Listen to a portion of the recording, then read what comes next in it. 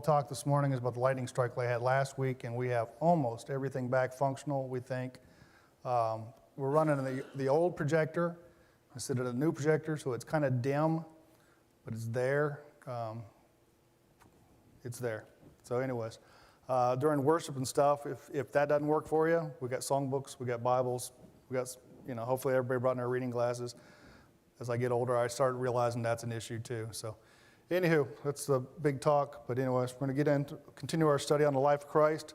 And I've been using the Chronological Study of the Life of Jesus by Gene Taylor, Fourfold Gospel by J.W. McGarvey, Padfield.com's got a lot of stuff. I've been using Kaufman's commentary. It's online. So those are some of the places I've been using for references. We're going to talk about sin and forgiveness between the brethren.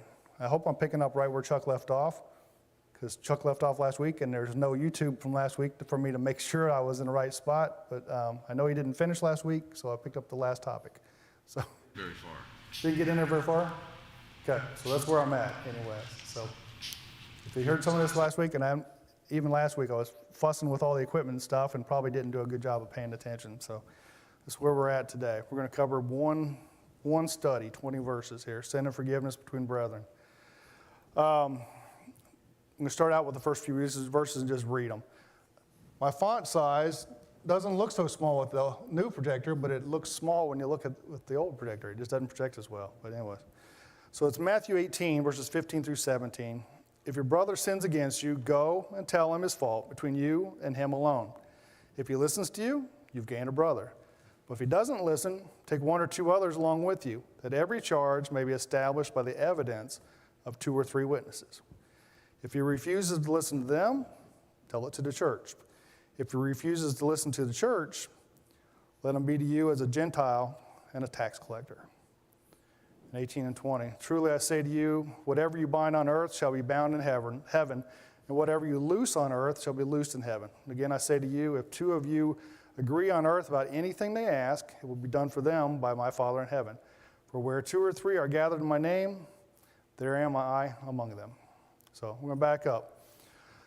So there's this process. It starts out, if a brother sins against you, go and tell them. If it works out, you gain a brother. If they don't listen, bring 1 or 2 witnesses. And it's their independent witness. It's not that just they've heard a rumor or something. So you go like that. If that don't work, you go with the church. If that don't work, it gets to a nasty point where you have to treat them like a Gentile and a tax collector. But what's the whole point of this process?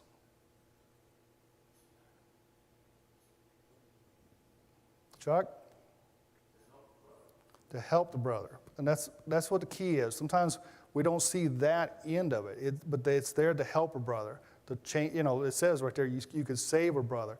To change them, to make that big difference, then they can stay saved.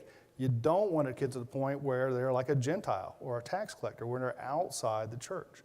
So it's really about restoring through sin, working with somebody to get them turned around. So with that in mind, how do we approach a brother or a sister in sin? With torches and axes? No, right? It's not it. It wouldn't work for me. You come to me like that. Chuck? Yeah, I've seen this before where it was, well, we'll step through the process so we can get rid of them. And that's not the point. No. The point of this is to bring them back to God. And you're doing it, and it hurts to do it but if you do it in anger, don't go. Right. If you're going to do it in anger, don't go. This has to be in love. It can't be in anger. It can't be in vengeance. It can't be, you did it, and you shouldn't do that, you should do it, and shaking your finger at them. This is to say, okay, you have a weakness here. How can we help you? But you need to recognize that it's against God. How can we help you? And that's the way to approach it. And it's not, I don't think it's necessarily bang, bang, bang, 1, 2, 3. You may go to that person several times. Maybe not just once. You may go several times to that person. So I'm trying not to approach it as you've got it up as a process, but as a process to say, we stepped through, we did what we were supposed to do, I feel good about getting rid of this brother. And the legalistic approach would be, this are the 3 steps. Right. I'm with you, actually, and that's some of the questions I have even later on is how long does something like this take? You're right.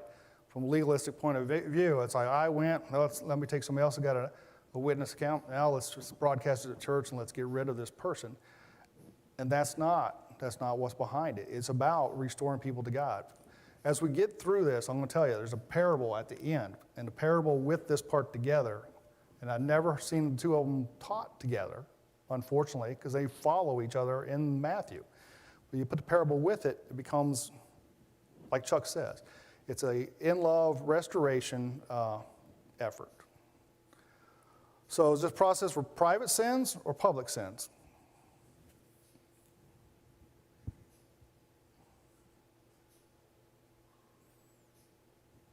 I was looking for Chuck's one-word answer. It's both, yeah, it's yes. It's for, sometimes, like that, a private sin, like I say, your best shot is somebody you know, somebody you love, and you talk to them about that.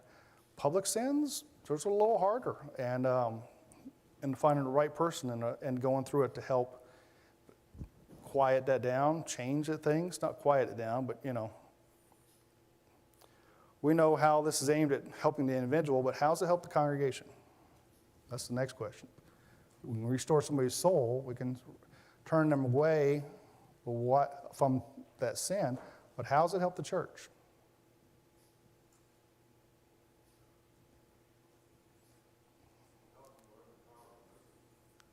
Definitely it helps us learn the power of mercy.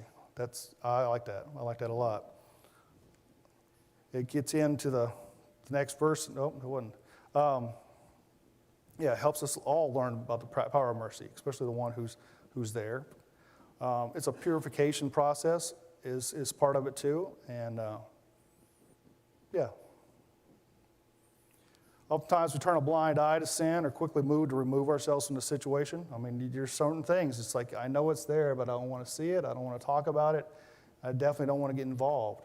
Or a situation where we want to remove ourselves. Somebody we're just like, no, I'll just stay way over here. I've stepped in that kind of thing before. So I guess the 2 questions are why? Why do we treat it that way? Maybe I just said it really, I guess. And does our relationship with the sinner often factor into our chosen path? Susan? We're part of the body of Christ, and we're restoring the body. And if every person is truly needed, if we can't reach out to that person, we've damaged the body, and it's going to take a long time to heal, whichever way, Whichever way it happens, yeah. Yeah, if your knee hurts, you'll do anything you can to get that fixed, right? Sometimes it's pretty tragic what you got to do with it. But yeah, but somebody, and like that, your relationship to the sinner, the relationship to the person that is it different how you approach someone that you care about? And like Chuck says, there's 2 ways to approach people, but you really need the same approach. And sometimes it's easier. It's tough. It's tough with a serious situation to talk to someone you very much love about something which very much leads them down the wrong path and try to restore them. 1 Corinthians 5, I'm going to look at some examples, but 1 Corinthians 5 is probably the most extreme example. Verses 1 and 2, it's actually reported there's a sexual immorality among you and of a kind that's not tolerated even among pagans, for man has his father's wife. You are arrogant. Ought you not rather to mourn? Let him who has done this be removed from you, among you. Your boasting is not good. Do not know that a little leaven leavens the whole lump? Cleanse out the old leaven that you may be a new lump, as you really are unleavened. For Christ, our Passover lamb, has been sacrificed. So anyways, the story on that part, there's a man caught in sexual sin. There's different ways to look at that, what that sin is, but it's just called out. And I'm not going to address him as much as, well, I guess some of it. But does this sound like a single trespass? Does it sound like a sin of weakness where he had a one-night stand? No, it's more than that. With one night stand, it's easy ways to get past that. Is it habitual? on a regular basis, something that continually happens? It seems to be. And I even like this, it's risen to the point, what you see in this passage is it's risen to the point where he doesn't even consider it a sin anymore. It's known by everybody, and everybody just accepts it. And Paul's writing to the church is, you're arrogant, you should mourn this. It's not, don't just say this is who he is and go on with it. Work with it. So what had the sin done to the congregation?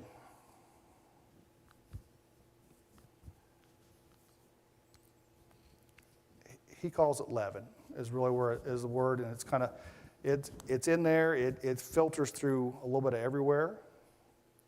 We see the direction to remove him and cleanse out the leaven, but does that override the steps of going, because it says cleanse out the leaven. Does that include the steps we looked at earlier? Going to them alone? Going to them with two or three people? I think it's still implied that should have been there, right? That's where it should start. It's not get rid of this guy. The story is, I guess, that they disfellowship him. He sees the error of his ways and he corrects himself in 2 Corinthians. Whether he changes his ways or removes from the congregation, what would it do for the congregation? And it's you start over. You cleanse the congregation is really the purpose. Where does the purity of the church come from? Where does the purity from the church come from? Is it how well we do? Is it how well we filter sin? Not at all, right? It's all from Christ. It's all, because every one of us is a sinner. So it's all from Christ is where it's at. So,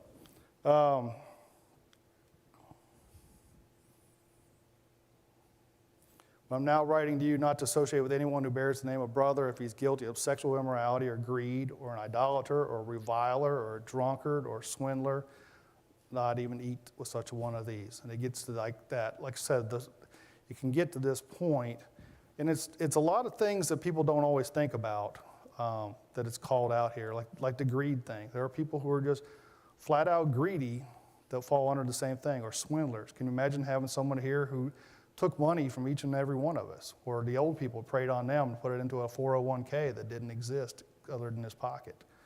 You know what revilers are? Those are just abusive people, is really what a reviler is, and they're just abusive people. They're all subject to the same steps, the same approach to try to heal them. How long does it take? Chuck alluded to this a while back, earlier. How long does it take? I'll pick one out. What's that? Oh, sorry, Chuck? As long as it takes. That's really the key. As long as they're making efforts, as long as you see a direction. And there'll be ups and downs. That's just how it is. People in recovery, you pick out, the drunkard himself. People I know who are in recovery, people who are recovered alcoholics for 20 years, they never refer to themselves as fixed. They're always, I'm an alcoholic, but I've been dry for 20 years. And it's a process. There's ups, there's downs, and it takes time. And people should be given time. So, how do you deal with sins of non-believers? For what I have to do with judging outsiders, is it not inside the church whom you are to judge? God judges those outside, purge the evil person from among you. How do we deal with non-believers? They're non-believers. Chuck? To go around pointing out where everybody else is wrong. Our job is to go around spreading the gospel. Okay. Our job isn't to point out who's wrong. It's to spread the gospel, spread the good news, spread that there is a way. That's the key. That's the key. And then that's where it's at. Those who are seeking Christ, same way. That's a great thing. It's like you say, you spread the gospel. The purpose of spreading the good news is that they will seek Christ. Give people time. Give them help. Give them time. We'll skip that one. Anyways, back to Matthew 18. Truly I say to you, whatever you bind on earth shall be bound in heaven, and whatever you loose on earth shall be loosed in heaven. Again, I say to you, if two of you agree on earth about anything they will ask, it will be done for them by my Father in heaven. Where two or three are gathered in my name, there am I among you. So the goal of the whole process is to be bound together in the name of Christ. That's the purpose. That's really what this is all about, working with someone to bring them back into Christ. The church, the body of Christ. This is, and like Susan pointed out, you got a part that's not working right, we'll try to get it to work right. This is what it's all about, is restoring people to be the church, to be the body of Christ. And it moves on from that point, Matthew 18, 21 through 22, then Peter came up and said to him, Lord, how often will my brother sin against me, and I forgive him? As many as 7 times? Jesus said to him, I do not say to you 7 times, but 77 times. So does Peter have a valid question? How many times should I forgive somebody? You know these people. They're in your life, right? How many people do you have in your life that, man, how many more times do I have to forgive them for the same thing over and over? So he's got a valid question. How many times we really need to let someone sin against us, mistreat us, let us down?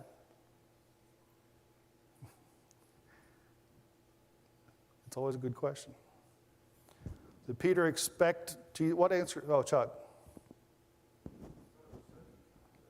Some versions say 70 times 7, and the ESV says 77 times, and there are different ones say that. And I think if you looked at the Greek, it's like 770 or 77. I mean, it's one of those things that doesn't translate well into English. So, I know.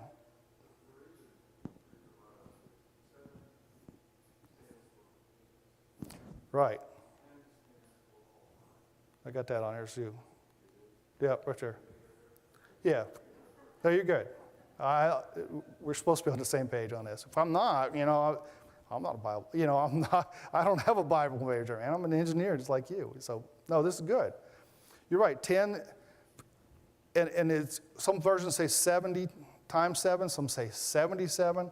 But you see in here, if it's 70 times 7, it's 7 times 10 times 7. If it's 77, it's 70 times 10 plus 7. 10 is symbolic of completeness, perfection, God's will, God's authority. This is what number 10 stands for. And as you see it throughout the Bible, this is what 10 stands for. 7 itself is typically completion or perfection. I broke 7 into 2 other parts. 7 being 4 plus 3. 4 is typically creation. It might be the 4 corners of the earth, the 4 winds. Humanity is 4. This is something that you see with 4, but 3 is God, 3 parts of God. So when you put God and man together, there's where you get your perfection, and that's where your 7 is. You put your perfection completely, or perfection, the completely, whether it's 77 or 490. How should you forgive someone? Completely. Perfectly, completely. That's the answer. So, does that sound about right? And was for all time. Okay, completeness of time, perfection of time. Which be completely for all time. In other words, I forgive you. And they get in an argument in a few years, and they say, well, remember this? It's like, no, you forgave him to that one completely for all time. Right. It doesn't come back. It doesn't come back. Marriages that I know where one person did something wrong, whether they had an affair or something, and they've agreed to move on, I know that's the key to moving on. Don't bring that back up. Don't say, oh, remember 22 years ago on a Thursday night. No, don't. If you agreed to forgive it and move on, move on. And yeah, the goal is, the sin is really with God. And what the goal is to get someone to heaven. So that's all time. It's completely all time. That's where it's at.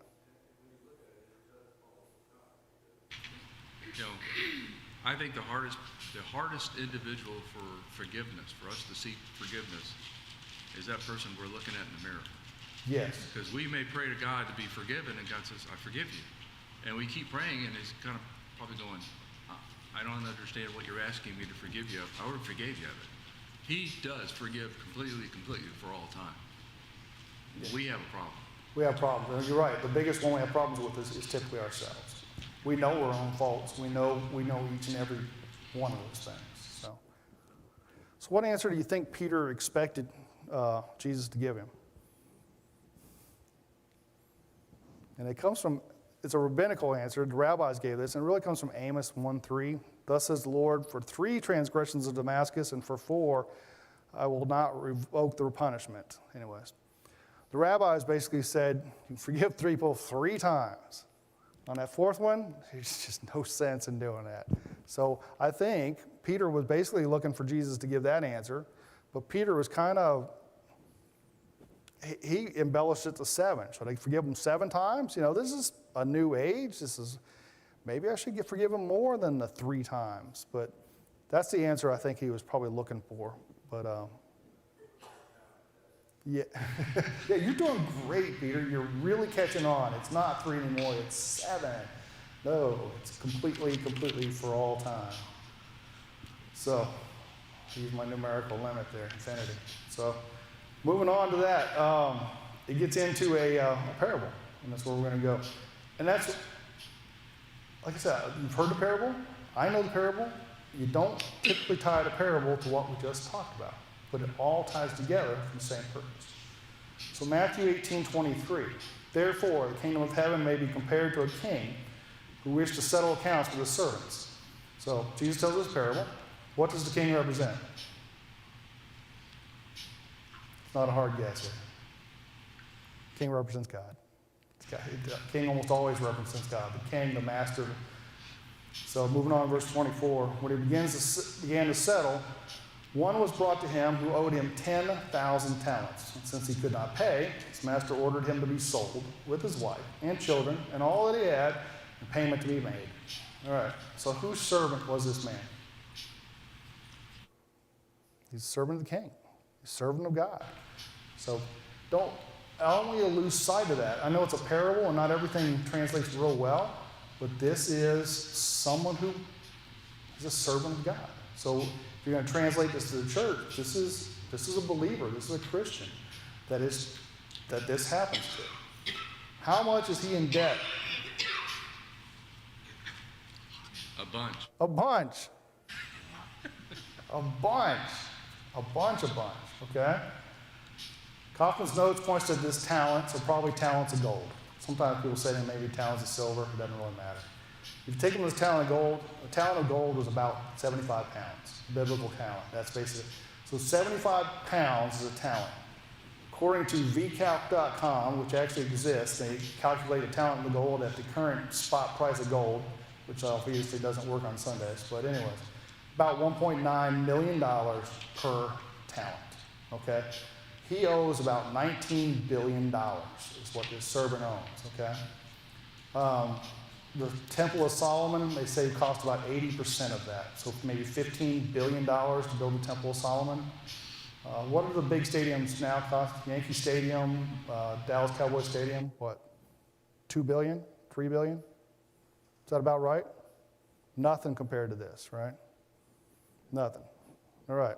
Anybody here owe $19 billion? I got 2 kids in college, so maybe it's close. But, you know, $19 billion, a lot of money that some random guy owes the king. Why would he have a debt of $19 billion? Debt number. He chose a debt number to illustrate you can't repay it. It's I know impossible. It's impossible. You're right. This is really an impossible thing, and it's a number so large that it's absolutely impossible for this guy to pay. And he's done something absolutely stupid to get himself into this position. I mean, $19 billion. It's almost like the king gave him money and said, here, go buy the country next door. You know, go do something like this. But what he did was, what did he do with it?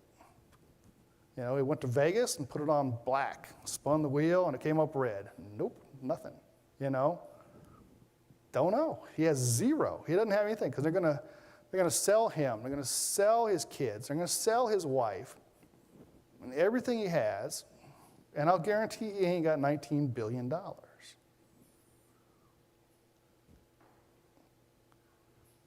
what's it going to cost him?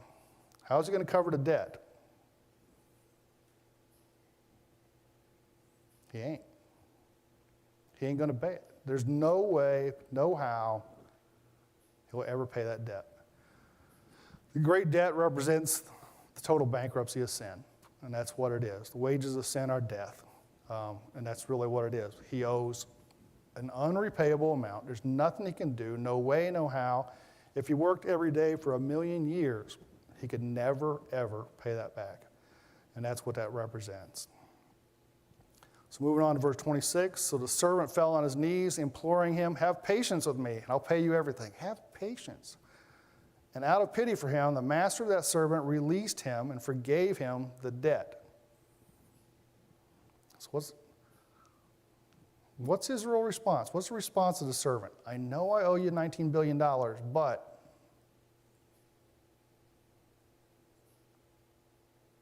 he's really looking for mercy, isn't he? He says, be patient with me. Like I said, 1,000,000 years working, he ain't going to pay it back.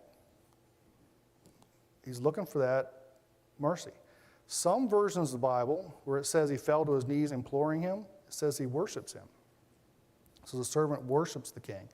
Like I said, we're the servants. God's the king. Basically, he says, whatever it takes. Will they stand any chance? No. What's the response of the king? Guy owes you $19 billion. He has zero chance of ever paying any of it back. If you throw it in jail, you sell his wife, you sell his kids, you sell his stuff, you still ain't got nowhere near. What's the king say? What's the king do? He's graceful. I like that word. It says he has pity. He has pity on him, and he forgives him the debt.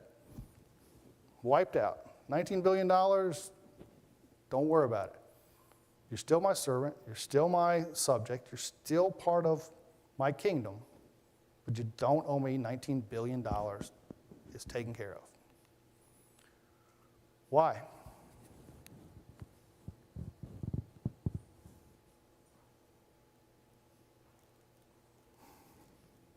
Would you forgive $19 billion worth of debt?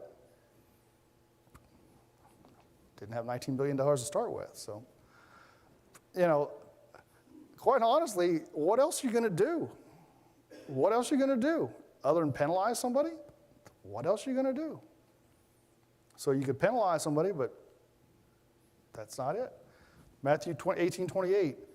And when that same servant went out, he found one of his fellow servants who owed him 100 denarii. And seizing him, he began to choke him, saying, "Pay what you owe." I always love this parable. It's just very vibrant in descriptions. So what does this servant owe the first servant? How much? Pittance compared to what? Yeah, 100 denarii. If you don't know, a denarius, denarii is plural, like octopi. Denarius was a day's pay of an unskilled laborer, okay? If you want to use the $15 minimum wage that everybody wants to talk about, it's $120 a day. So the servant's debt is $12,000. The second servant owes the first servant $12,000. Is that a significant amount? Chuck said, it's nothing. I mean, $12,000 is a lot of money, but it's nothing compared to $19 billion, If I was just forgiven, and that's the point. If you were just forgiven $19 billion, let this guy go. He doesn't owe you anything compared to that. The truth is, if servant 2 owes servant 1 still owes it to the king. That's really where that money was supposed to go anyways. So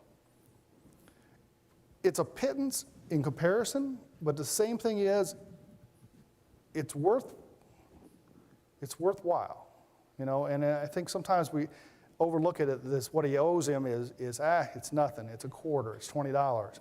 It's still a significant amount, but he still should have forgave him.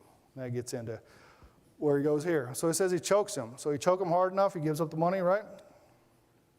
It's always how it works, isn't it? You choke them hard enough, they give it up, I'm sure.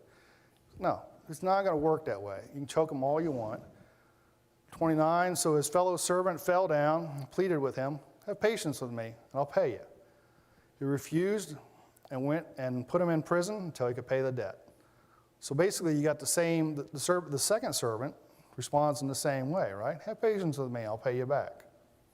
That's really his response. But the first servant doesn't. He throws him in prison. So how long of a stay in prison will help pay that debt? If I go to prison tomorrow, I don't work tomorrow, right? So I don't make money tomorrow. So I would have to find somebody to pay my debt for me. Going to prison is not the answer here. So what do you think the prison represents, in all honesty? Because you're going to be in prison forever to pay that debt. Does the prison represent hell? Unfortunately, it does. That's the way I look at it. I think it represents that. And that this servant, basically, that's where he sins, the second servant. Rather than restoring him, rather than working with him, rather than forgiving, he'd rather see him pay the ultimate price and push him away. And that's not how the king treated him. Until verse 31, of course. But, when his fellow servants saw what had taken place, they were gratefully distressed, and they went and reported to their master all that had taken place. Then his master summoned him and said to him, "You wicked servant, I forgave you all that debt because you pleaded with me. You should not have had mercy on, and should not you have had mercy on your fellow servant, as I had mercy on you." And in anger, his master delivered him to the jailers until he could pay all his debt. So also my heavenly Father will do to every one of you if you do not forgive your brother from your heart. So the response of the king with the unforgiving servant, he throws him in jail. I didn't notice the first time, but in verse 34, how does the king deal with the first guy who he'd forgiven? It's in anger. It's not in love. He's past that. He showed him love. This is in anger. At least that's what the translation says. And this all ties back to the restoration of sinners that we started with. We all have an unpayable debt. This is really where it's at. We have an unpayable debt. We can't pay the wages of sin. What we earn from sin is death, and we can't pay that back. We all have that. And our forgiveness, like this servant, it's our job to forgive. It's our job to restore, to help keep us all out of prison. That's the goal.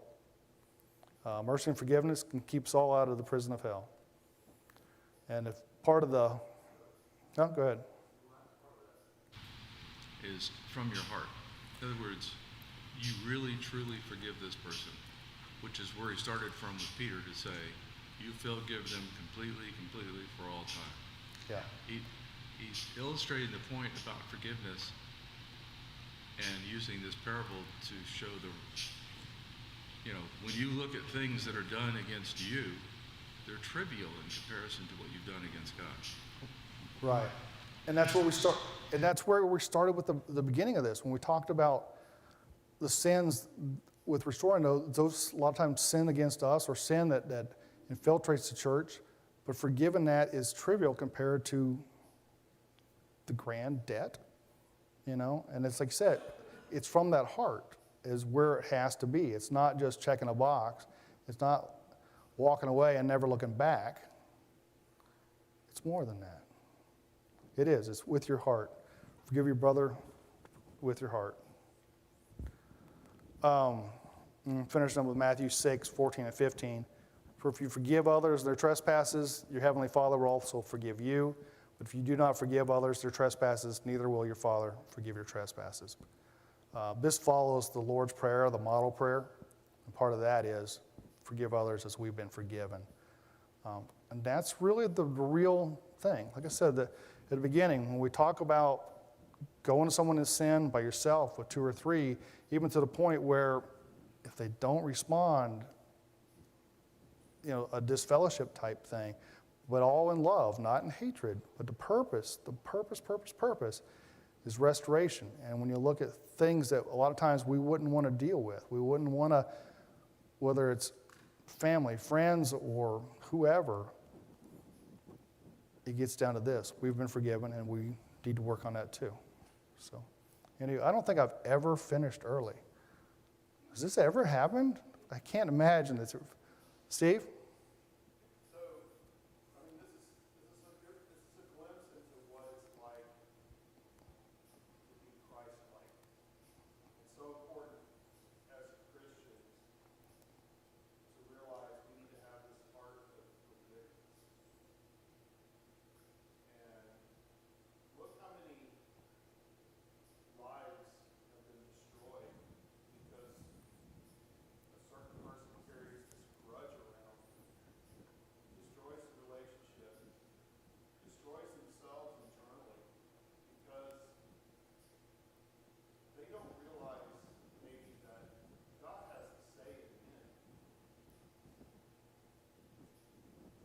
Yeah. It's really not up to them to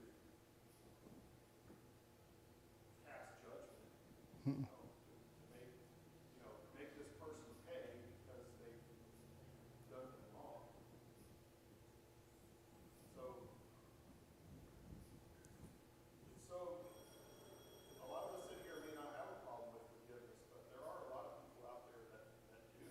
Like, I would never forgive that person for what they did to me without realizing, as a Christian, it's your obligation to really forgive, especially another brother that's wrong. And it may take time. It may take a lot of time. Chuck pointed out earlier, it's probably not a go once, go twice, no, we're done. It'll take sometimes months, years. There are certain things that just absolutely take a lifetime, a progression, but not, maybe never fixing. So, and that's where it gets to be. So. With this is, the writer is Paul, correct? Mm-hmm. And didn't he have to go correct Peter? Because Peter was not treating the Gentiles correctly, Mm-hmm. and it was an open sin, and he went to him. So he had he knew what this meant, because they not only have to correct it, they had to deal with that forgiveness factor and move on. Yeah, you're right. Paul went to Peter to correct it, and he knew the implications of that and had to move on. Again, that's an open sin, and sometimes, with that process, like I said, I call it a process, but I know it's more than that. But you don't start out by broadcasting it to the world. The following person has a following problem in their life. You call me out the first time I'm here, I'm not coming back. You call me out after 20 years of being here, I'm probably still not coming back. It's just, that ain't gonna do it. You don't start out with the public announcement, the following sinners of, it ain't gonna do anything. With that problem. Yeah, you travel long ways to deal with that problem, and that's how it had to happen. There's certain things in Paul's letters that certain people, he writes them off or gives them over to Satan, as he says, but there was more to it than, it wasn't just, no, not that. It's been more to it than that, even though it might not be written, because those letters just get too long if you include all the steps. I went to here, and I did this, and I talked to him about that. It's more to it. So. All right, anybody else got anything else to add? You want some chocolate? We got chocolate still. I just don't throw it out on Sunday morning. So, okay. Well, thanks for being with us. Thanks for dealing with us with with everything. So, and worship will probably start in about 15 minutes. So, thank you all.